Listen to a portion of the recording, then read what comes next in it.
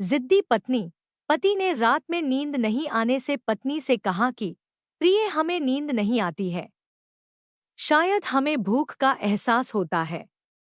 तो पत्नी ने बताया कि सो जाओ प्रियतम, खाने के लिए अभी कुछ बचा नहीं है।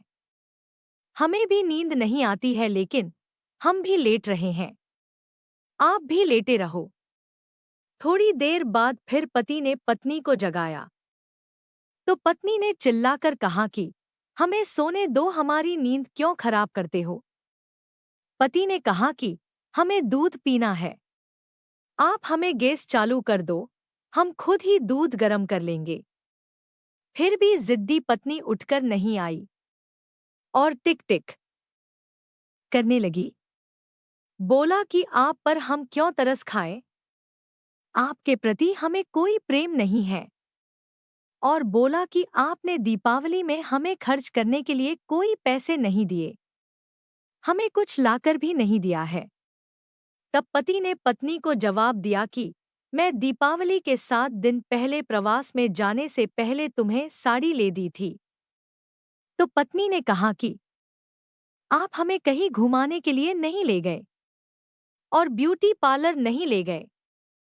पति ने कहा कि अभी बच्चों की पढ़ाई चल रही है, कहीं जाना उचित नहीं है। फिर पत्नी ने कहा कि आपने 5,000 रुपए खर्च कर दिए। पति ने जवाब दिया कि हमने घर में चीज लाने के लिए खर्च किया है, हमने कोई मौज मस्ती नहीं की। इससे भी पत्नी संतुष्ट नहीं हुई और जोर से चिल्लाने लगी। तो पति को गुस्सा आया, उसने अपनी पत्नी को 2 थप्पड़ लगा दी। पत्नी भी होश में आई और उसने अपने पति की ओर मारने के लिए हाथ उठाया। तब पति थोड़ी घबराहट के साथ बोला कि क्या तुम मुझे पिटोगी। तब पत्नी ने कहा कि हाँ, मैं तुम्हें पिट सकती हूँ, लेकिन हमें समाज का डर लगता है। और बोली कि मैं तुम्हें कोर्ट में घसीट कर ले जाऊंगी, आपसे डिवोर्स ले लूंगी। इतने में सोए हुए बच्चे जग गए और अपनी मम्मी से पूछा कि क्या हुआ मम्मी। तब माँ ने बताया कि देख, तेरे बाप ने हमें पीटा और घर से निकाल देने की धमकी दी है। तो बच्चों ने पिताजी से पूछा कि क्या ये सच है। तब पिता ने बताया कि देखो बच्चों, ये बात थी।